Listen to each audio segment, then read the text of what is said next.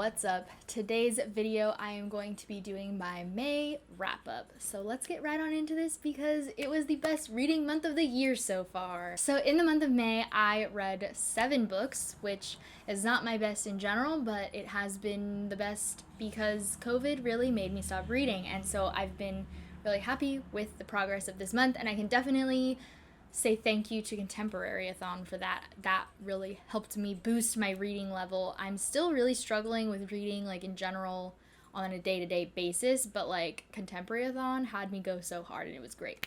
So I had 6 books on my TBR, and I ended up reading 7 books total.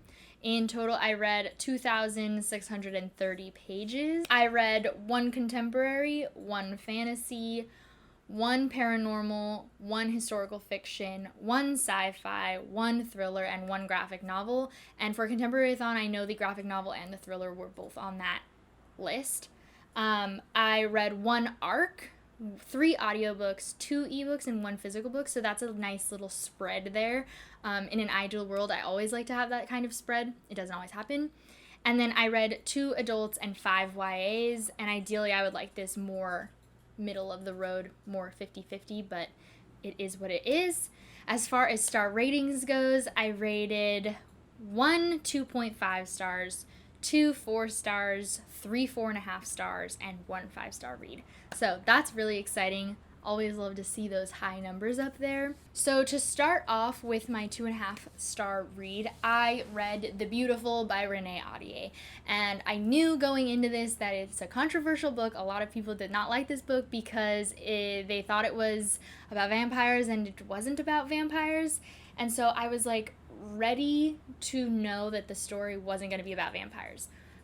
This is a historical fiction novel and fantasy, of course, set in like the late 1800s, early 1900s in New Orleans, and I was really excited for the setting because Matt and I went to New Orleans at the beginning of 2019, and I just really loved the experience, and I loved learning all of the history. We went on a bunch of tours, and I would love to go back and learn more, and yeah, I really liked it, so I was really excited to get this setting, and unfortunately, it just like didn't do it for me. It was just, the plot was boring, and I did have fun in the interim scenes. Like, we follow our main character, who I can't even remember her name at this point, and she really likes to make clothing, and so some girl who like ends up being important for the plot, which I can't even really explain to you, she's making dresses for her and like costumes for parties, and that was cool.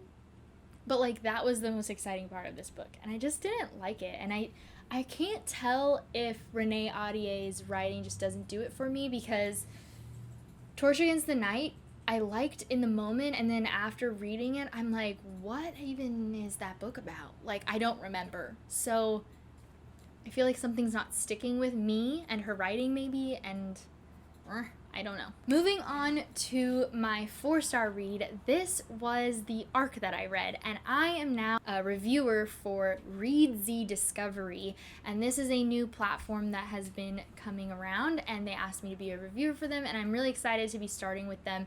Basically, the way that their website works is one reviewer gets to read the book before it's published, and then so they're trying to like promote both the reviewer and the book, and it's all independent publishing and stuff like that, and you get a pretty good chunk of it before you decide to review it, because ideally they don't want a DNF from you, right? And yeah, I read this book called Beautiful, Frightening, and Silent by Jennifer Ann Gordon. I gave it a 4 out of 5 stars. This book is like paranormal, and it has a dual timeline of present and past in like the 50s. And it was just so creepy and like riveting. I could not stop reading it. And it just made me want to like know how these 2 timelines were going to converge and like what was going to happen. And it does have a lot of trigger warnings on it. So if you would like to go check out my review on Readsy or Goodreads, please check them out. I'll link them down below. But yeah, it was really good, and I highly recommend. I hope that you guys will pick it up as well. It's about this guy who, like about a year before the story starts in the present time, his wife and child were killed in a motor vehicle accident, and he was the only survivor of it, and he feels very guilty because he was drinking that night, and that's why the wife was driving, and if it hadn't been the other way around, then he would have been the one that died. So he feels really guilty. And then there's also another character in the 1950s who murdered his wife, and there's paranormal stuff, and it was a fun time. My other 4-star read for the month was the unfinished manuscript of Midnight Sun by Stephanie Meyer. I read this right before we got the announcement that Midnight Sun is coming out, and I'm so excited for August for Midnight Sun to be released. I started reading it because we were watching Twilight as a group. I've told this story before on my channel, but basically me and a couple of my friends have been doing a Friday night movie night every week, and we were watching Twilight, and then Sierra was hyping up Midnight Sun, and I picked it up, and it was great, and I'm so excited for the finalized copy. I also read an arc of The Lucky Ones by Liz Lawson this month. This is a contemporary story about a girl whose twin brother was killed in a mass shooting that happened at their school, and she now goes to a new school, and it's just about like her dealing with her own grief and guilt and other things, and like kind of how everyone is reacting to this story. We also follow a boy whose mom is the lawyer for the shooter. And it's just a really tough book. Like, of course, check out the trigger warnings because it's not going to be for everybody. But wow, this book was really good. I think this one was my favorite book of, I don't know. I keep going up between this one and my 5-star read. So we'll talk about that in a second. But this book is really, really good. My other 4.5-star read is Archie Volume 1, which is the graphic novel series. And it was cute contemporary.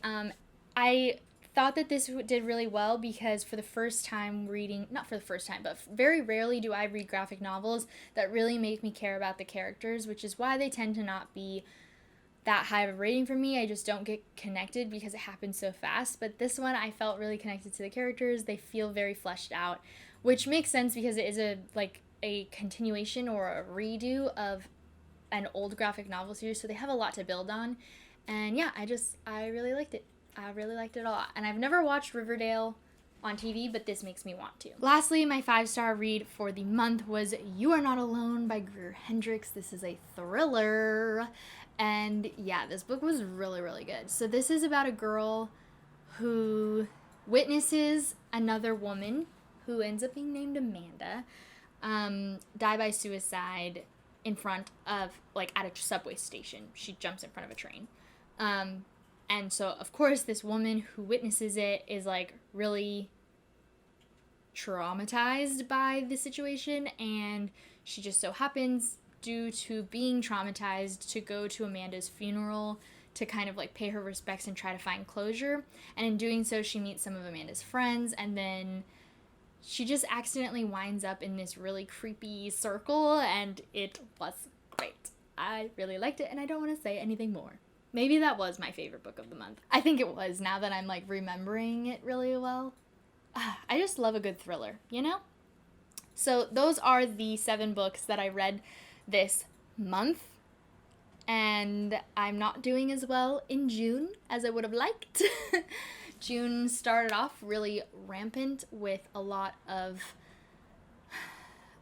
stuff that went on. We had our Black Lives Matter, you know, anger and grief from George Floyd's murder, and that has really, like, been all-encompassing on my mind over the last week. I also was really focused on interviewing and trying to get a new job, which I did. I got a new job, so I will be starting that at the end of the month. But that was, like, really anxiety-ridden for me when I was, like, waiting for the answer and stuff. So yeah, I haven't had a lot of time to really focus in on reading. I've just been really, like, everywhere all at once. So hopefully we will get back on track with June, but that is for another day. You guys can check out my June TBR if you would like. It's up in the cards. And other than that, I make videos every Monday and Wednesday on this channel, so I hope to see you guys soon. You can check out the rest of my social media if you're interested down in the down bar, and I'll talk to you guys very soon with a new one. Bye!